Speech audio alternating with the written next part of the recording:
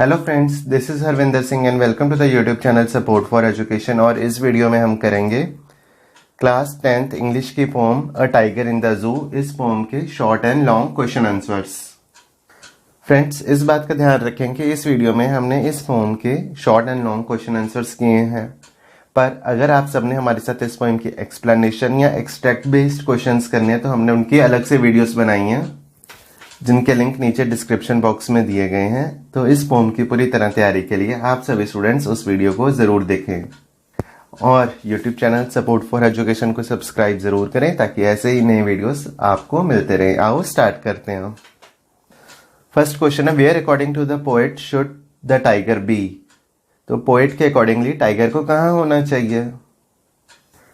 According to the poet, the tiger should be in his natural habitat. तो poet के accordingly tiger अपने natural habitat में होना चाहिए। तो उसका नेचुरल हैबिटेट क्या है? Forest. He should survive by moving freely in forest, hunting its prey.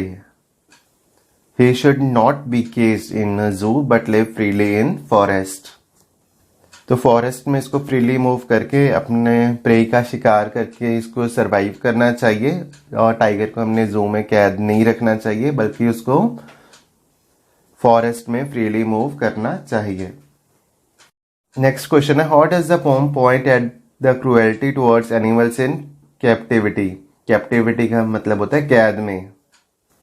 तो कैद में या जू में जो जानवरों के साथ जुल्म होता है उसके बारे में इस पोइम में कैसे पॉइंट आउट किया गया है? तो इसका आंसर है, through the poem the poet wants to convey that it is cruel to keep wild animals in small enclosures of zoo away from the natural habitat. They feel angry, helpless and unhappy away from their life and environment in forest.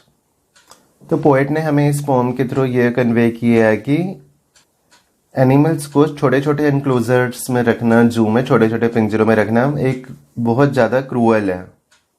तो ये animals के ऊपर अत्याचार है।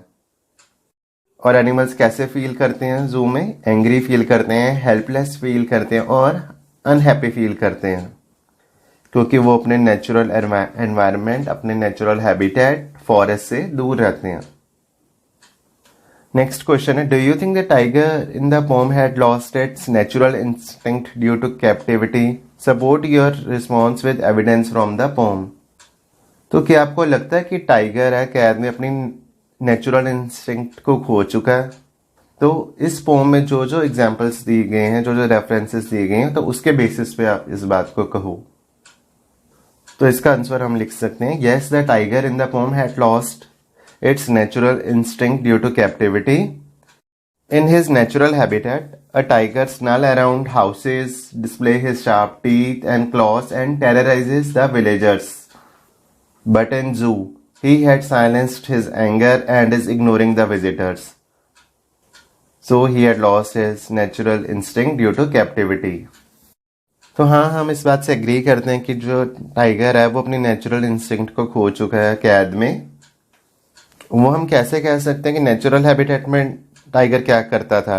Natural habitat में tiger स्नाल करता था, गरजता था, गुर्राता था, अपने टीथ और अपने क्लॉज का डिस्प्ले करता था और विलेजर्स को टेरराइज करता था, विलेजर्स को डराता था।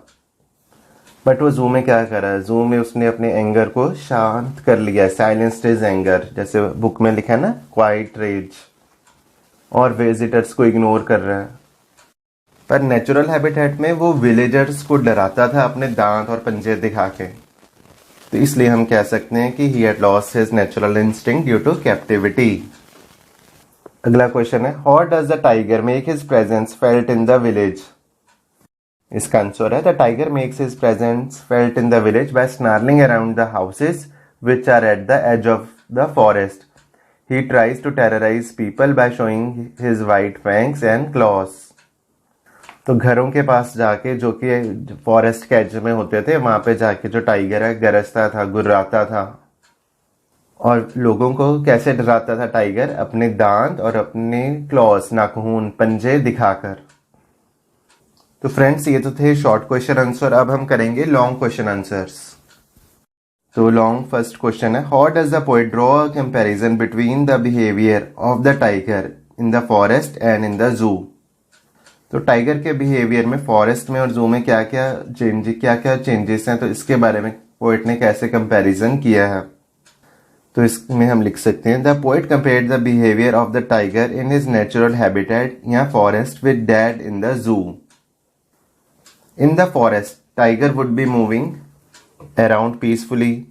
He would hunt its prey by hiding in the long grass and then attacking the animal suddenly. He will use his natural characteristic and terrorize other animals.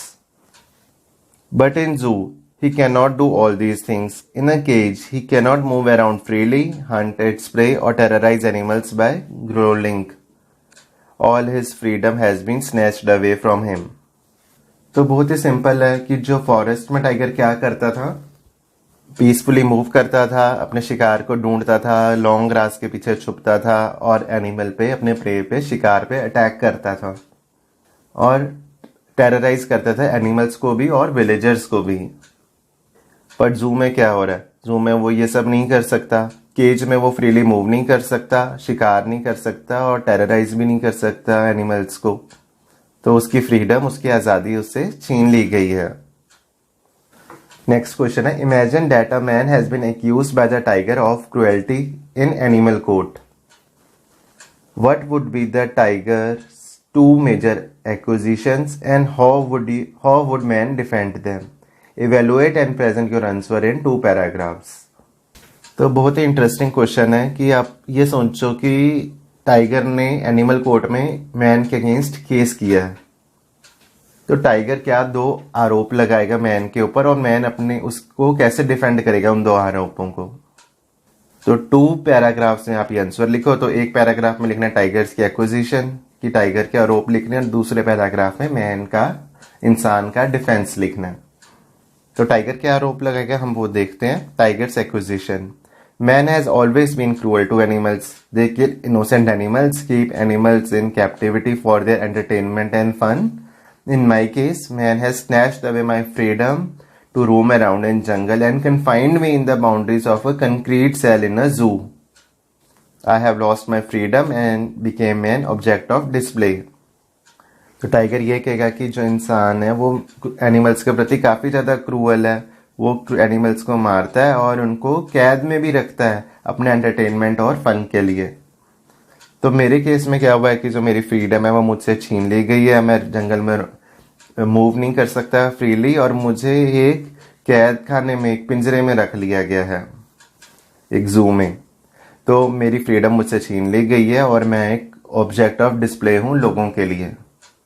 अब देखते हैं मैन अपने डिफेंस में क्या कहता है। Man's defence, We had kept the tiger under utmost care. Visitors coming in the zoo are not harming the tigers at all. They are here to learn about animals' instincts and behavior. The zookeepers are taking great care of animals and provide them sufficient food. We are not harming the animals. तो man अपने defence में कहेगा कि हमने animals का बहुत ध्यान रखा है जू में। जो भी विजिटर आता है जू में वो टाइगर्स को हार्म ही नहीं करता, बल्कि वो एनिमल के इंस्टिंक्ट और उसके बिहेवियर के बारे में जानना चाहता है। जो जू कीपर है वो एनिमल्स का बहुत ध्यान रख रहे हैं और उनको सफिशिएंट फूड भी प्रोवाइड किया जा रहा है। तो मैन ये कहेगा कि हम एनिमल्स को हार्म नहीं कर रहे।